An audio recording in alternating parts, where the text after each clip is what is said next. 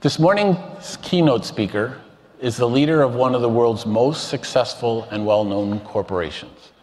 Ginni Rometty, Chairman, President, and CEO of IBM, has led Big Blue since January 2012.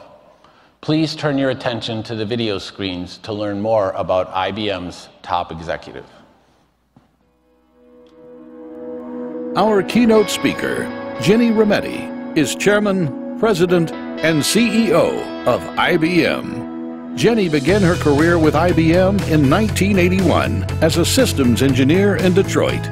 In 2012, she was named Chairman, President, and CEO, becoming only the 9th chief executive in IBM's 105-year history. Since that time, she has been transforming IBM into a cognitive solutions and cloud platform company that leverages the power of innovation, data, and expertise to improve business and society. She is boldly leading IBM and its clients into the era of cognitive business.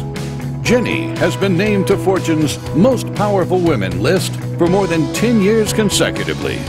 She serves on the Council on Foreign Relations, the Board of Trustees at her alma mater, Northwestern University, and the Board of Overseers and Board of Managers of Memorial Sloan Kettering Cancer Center. It is our privilege to have her here with us today. Ladies and gentlemen, please welcome Ginni Rometty.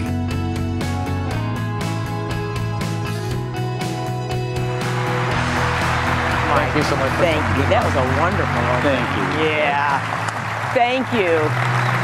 So it is my great pleasure to be with you this morning. And this is a topic that is very important to IBM, but it is very personal to me. You saw a little bit about my background and some of the boards I'm on, and hopefully you did not count years or anything in that thing there. They could have made that number a little smaller on that page.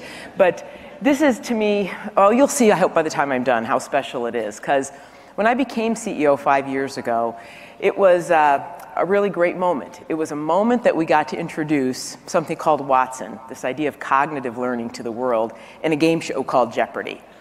And at that time, I had said to the IBM folks, I said, look, this will be our next moonshot. I said, I would never be arrogant enough to believe we could change healthcare by ourselves. But we could change some small piece of it and be a part of that solution. And with a lot of friends and partners and all of you here, I felt this is the moment.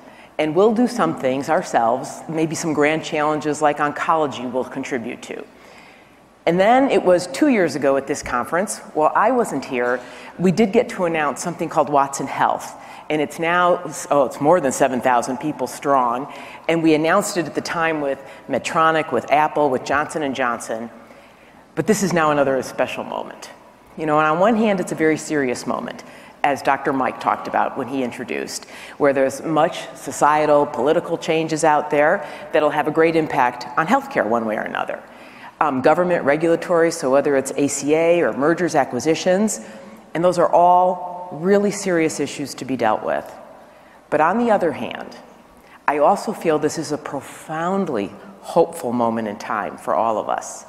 And that is something I want to talk about, because I think we're at a moment when we can actually transform many parts of healthcare. We can reinvent many pieces, and we can change things, like whether it's personalized medicine, epidemiology, wherever we go, it is a moment. And I think it's within our power, and as a group or a team, however you want to look at it, that we can change the world for the better. And this thing that's in front of us that I wake up, when you said, Dr. Mike, find the joy in what you do, and I think about this era, and it actually is an era that will play out in front of us, which is what we call the cognitive era. So I hope to persuade you at this early morning of 3 things. One, that this idea of cognitive healthcare, systems that learn, that this is real and it is mainstream, and it is here, and it can change almost everything about healthcare.